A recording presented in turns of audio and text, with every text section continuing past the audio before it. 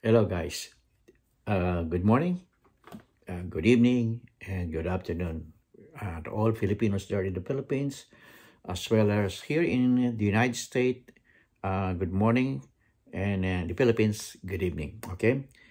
Ang topic natin for today is medyo contradicting ito yung kanilang problema dyan sa EDSA busway, no? Meron din dito sa Amerika niyan dito sa Texas. Ginaya nila yan dito, yung busway na yan. Pero dito, malaki yung way na dinadaanan ng mga busway. Actually, hindi busway dito Ang dito sa Texas, ang mga ganyan na express, yung mga kotse na merong hindi pwede yung iisa lang ang driver. Kailangan may driver at isang pasahero, at least minimum. Hindi pwede yung nag-iisa ka lang sa kotse. Kung nag-iisa ka lang sa kotse, doon ka sa common way. Pero kung meron kang pasahero na isa o dalawa o tatlo, pwede ka doon sa busway. Libre din yun, libre, walang bayad. Pero ang bilis. End-to-end point yan. Mabilis kang makakarating sa pupuntahan mo. Okay? So, ngayon ang nangyari dito dyan sa EDSA ay matraffic.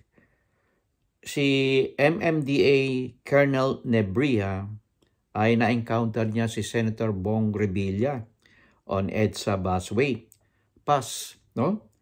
Ang sinabi niya, mali ito si Colonel Nebria nag-sorry agad siya kay Senator Bong Revilla. Dapat kinonsultan niya muna ang kanyang lawyer.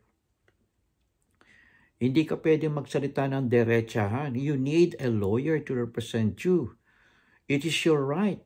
Hindi pwede yun. Tsaka kung kukonsulta ka when it comes to lawmaker, katulad ni Senator Bong Revilla, you need to consult your lawyer. Meron naman tayong mga lawyer dyan sa MMDA Kaya nga, sa mga ganyan, the legal department should always assist all those officers, most especially there at along the highway. Kailangan merong present parati ang legal department ng MMDA. Yan ang ano ko. Hindi agad nag-sorry, no?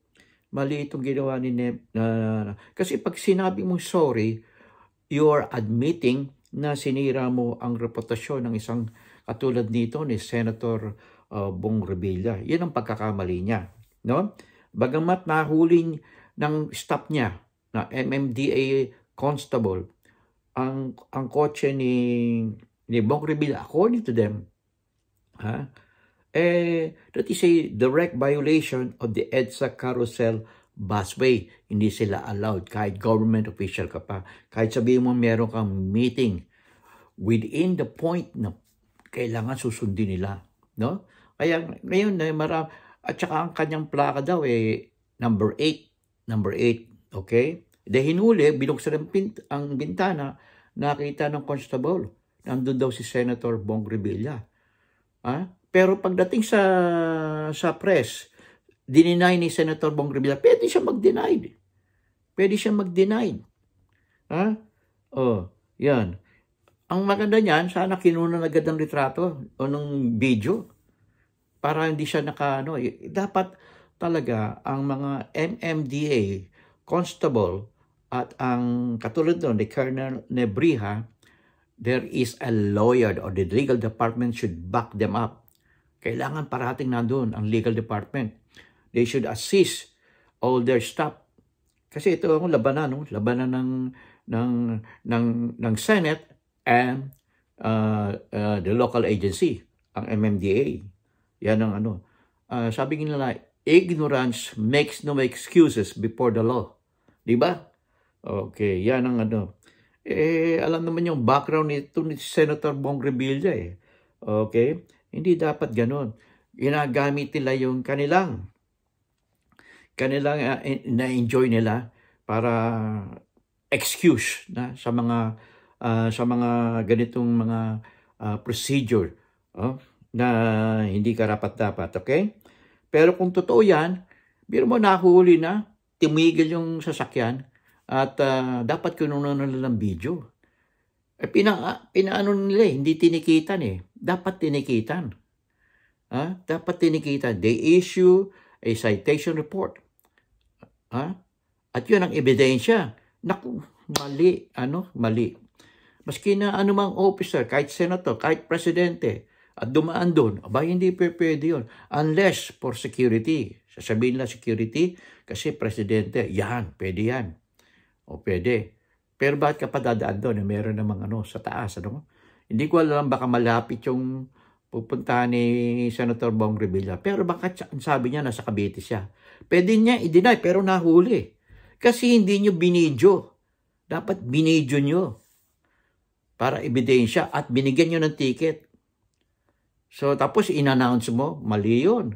Colonel Nebria, in-public mo pero wala kang ebidensya. Mali yun. That's your fault. That's your fault. Talagang doon tama si Senator Bong Revilla kasi wala kang ebidensya. Kala mo sa korte, ebidensya at witness. Ebidensya at witness. Asan ang witness? Asan ang ebidensya mo? Wala kang ebidensya, Colonel Nebria. Okay? So, this is it. Okay? Thank you very much, guys. And I hope that it will give you more information regarding this matter.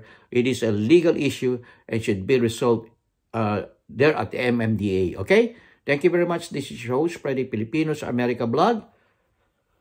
In God we trust, never hold your peace.